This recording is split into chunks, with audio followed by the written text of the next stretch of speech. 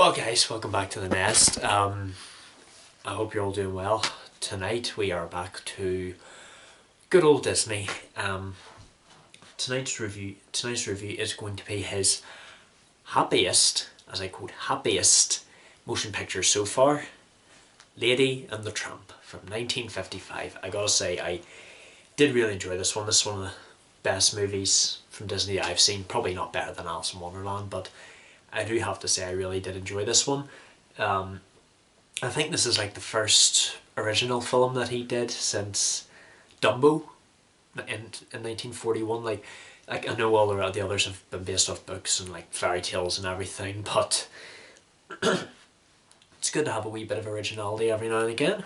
You know, it doesn't mind if you copy someone else's story and make it a wee adaptation of your own, but I gotta say it's quite heartwarming, this story. As you know, a wee American Cocker Spaniel, pardon me, sorry, named Lady, she is brought over to her owner Darling as a present from her husband Jim Dear. I don't know why they actually call each other that. Lady probably thought their real name, since she calls them Jim Dear and Darling. I actually found out that the box scene, you know, where she found a lady, and you know that's actually something he did in real life. After he missed a date with his wife, Walt Disney actually decided to give his wife a present which had a dog in it, you know, and he was instantly forgiven. So it looks like he's basically based stuff around his own life. You know, the man was an absolute genius, so he was. I gotta say, whenever Lady was a puppy, whenever she goes up to sleep with Jim Dear and Darling for one night only, I guess that shows why you should never do it for one night. You should always be firm with her from the very beginning, but not be too hard on her, because she's only a wee baba. But I do have to say, you can't do it constantly, because it just shows, you know, after one night she's still sleeping with them whenever she's 6 months old. Unbelievable. But yeah, it's good if you have a dog that really loves you. You know, you gotta be so fond of your puppy, you know. I really love, you know, how Jim Dear and Darling are so caring, and they love Lady so much. You know, at the beginning they're like, nothing can get in the way. We can never love someone so much. I understand why Jim Dear and Darling their faces are barely shown. You know, it only shows a few shots. You know, I know what Jim Dear looks like: brown hair, mustache. Darling just looks like like a normal. Wait, this film isn't set in the 1950s. I know it was released in 1955, but it has to be set in like the way many years prior. Probably not the 1800s, but maybe the early 1900s. I don't know.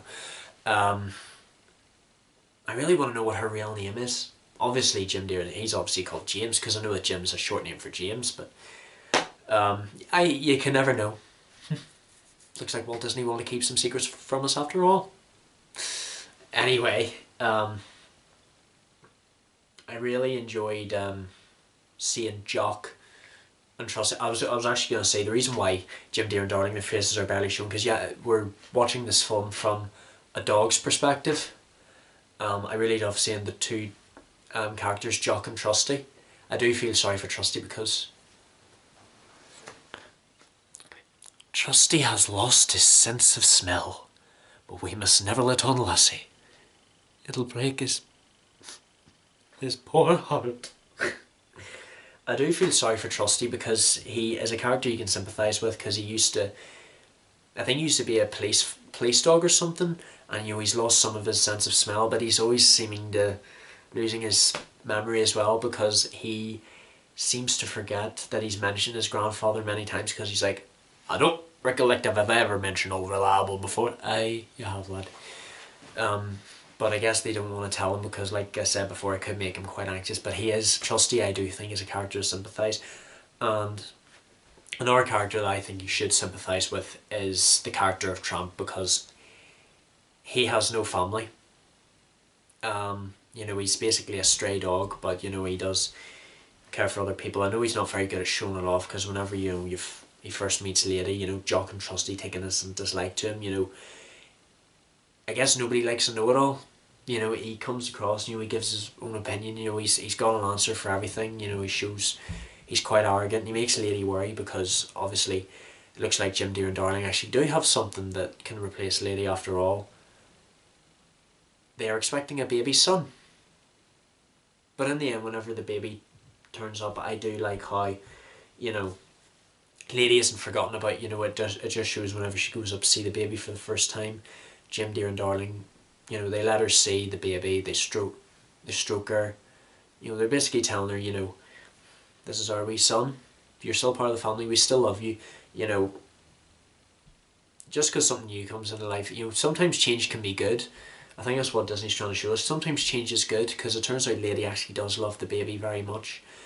And they decide to go away for a few days. I don't know how many months it's said after, whenever they decide to go away. You know, the baby's still quite a wee infant. I gotta say, I really, really don't like Aunt Sarah, who they send to take care of the baby. Yeah, I understand she's more of a cat person, you know.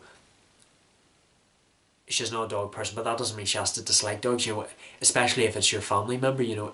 You treat your family member's pet, no matter what species it is, with the same respect that you treat your own pet.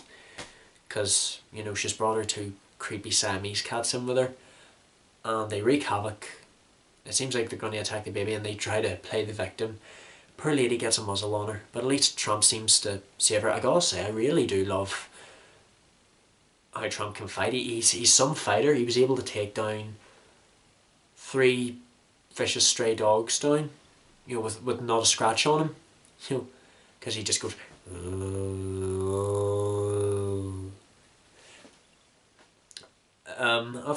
After Lady is saved, they decide to go to the zoo to get that muzzle off. And they come across a beaver. I gotta say, I did really enjoy the beaver. 6 centimeters of cutting the tree down. I don't know. I ate this, and I really love that whistle in his. Yes, that's typical for all rodents, like a beaver. It works well. The beaver just seems like a very kind character, you know. He's able to help out. He may be busy, but he's still willing to help out. Then, of course, we go forward to the just before this famous scene. Tramp is sort of a playboy character, I noticed about him, because, you know, it's hinted before Lady is taken to the point, like Tony whispers down to him, you better settle down with this one, because, you know, they've obviously, if he's regularly going to Tony's, he's probably brought other female dogs with him, and, you know, the other dogs at the point they just want him to just settle down. You know, find someone you really, really love. Find someone you really love, and that person can make you happy every day of your life. That's just something I've not had many girlfriends. I've only had a few partners back in the day. I don't know. I don't know how to word it. I'm nearly 21, but I've only had a few partners back in the day, but that's all I can say. I'm a single man at the minute, but that's all I can say. You'll find someone you really love. They'll be the one for you. And whenever they go back to Tony's, in the back of Tony's, they decide to have the famous dinner scene, you know, with the spaghetti and meatballs, and the iconic scene where Lady and Tramp kiss, and the beautiful song. I really, really enjoyed this song, guys. It's beautiful, it's so moving, it's romantic. This is the night, such a beautiful night, and it's called the Bella Notte. Lady and Tramp fall in love, but obviously Lady doesn't understand what Tramp's really like, and whenever they decide to chase chickens, she gets kidnapped and taken to the pound. I gotta say, she was really lucky she was wearing that collar, because I don't know what would have happened. I do know that, you know, they were cruel the dogs back in the day. I don't want to get into that though. Like they, you know, there's a big pound of all those dogs. I do feel sorry for the dogs there in that movie. Well, Peg, even though she's in a tough place, you know, she's still kind to Lady, even though the others do make fun of her a wee bit, because she's like from a proper upper class family with a collar and everything. And she finds out the truth about Tramp, how he's had so many girlfriends, and since she really loves him, you know, she's worried in case, you know, he's just going to ditch her. and she, she says what she feels to Tramp, drives him away. Luckily, Trump proves himself that he's a kind-hearted pup. Like whenever a rat breaks into the house, Aunt Sarah shouldn't have left that window open. Like a rat got into the baby's room, and Trump manages to get in, fight it, and kill it. I gotta say, a rat may be small, but it can do damage to a baby. I hate rats. They're horrible. They're just vermin. Now, I usually love animals, but rats, I have to make an exception. And mice, mice may be smaller, but they're... Sorry, I don't want to think about it.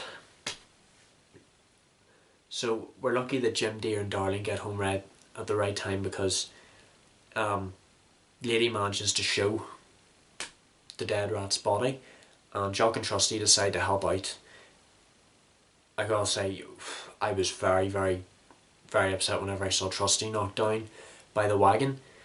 I actually thought he died, but it turns out a wee while after that moment, it's Christmas time, and he just got a broken leg from being hit by the wagon.